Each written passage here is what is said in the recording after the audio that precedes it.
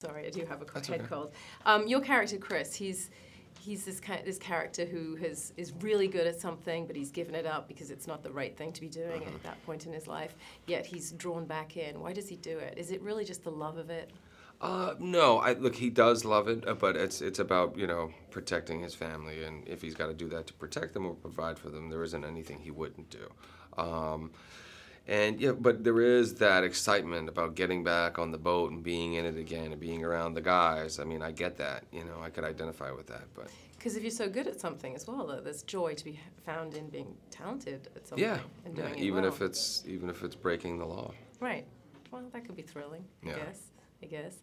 Tell me a little bit about shooting in New Orleans, because this film, I love the fact that everything was shot on location, and I think you can tell that, right? And I think it brings about a new side to New Orleans. Yeah, we talked about setting the movie in a number of different places, but we felt like New Orleans made the most sense, and obviously, there's a lot of tax benefits there, but it's a world that, the port is huge.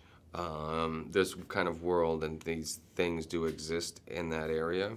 And it's a great backdrop. There's a lot and the culture is fantastic, and we just thought it would be the most interesting place to shoot it. I think there's something really ominous about those containers too, and those huge ships carrying all those things. Don't you? Yeah. They're kind of just scary. Like, well, you get on that that boat, and it's like a whole other world. You're like, how could anybody find anything? The way they randomly select to search certain containers, it's so hit or miss. You don't know what's in and them. it is like that. It is random or a hunch. Yeah. Tell me about the elements that make up a great thriller. Like, how does the director did such a good job in ratcheting up the tension in this film?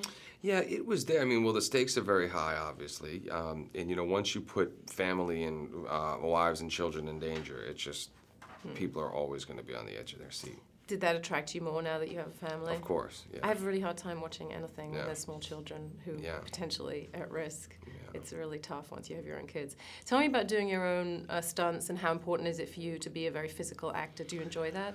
No, I mean, I did when I was younger, but I'm not one of those guys who has to say I do my own stunts to feel cool, or, if I'm required to do it, then I'll do it. And in this, there wasn't that many stunts, I mean, aside from beating up people, which is an easy stunt to do. Really? Yeah. Why? It's easier than being beat up.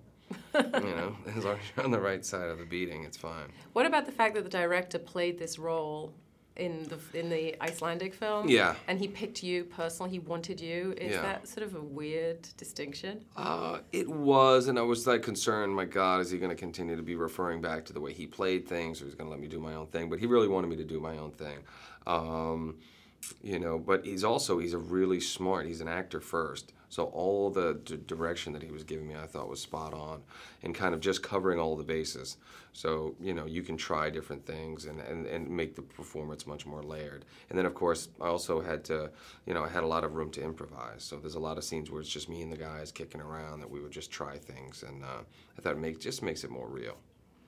Cool. Great. Thank you. Thanks.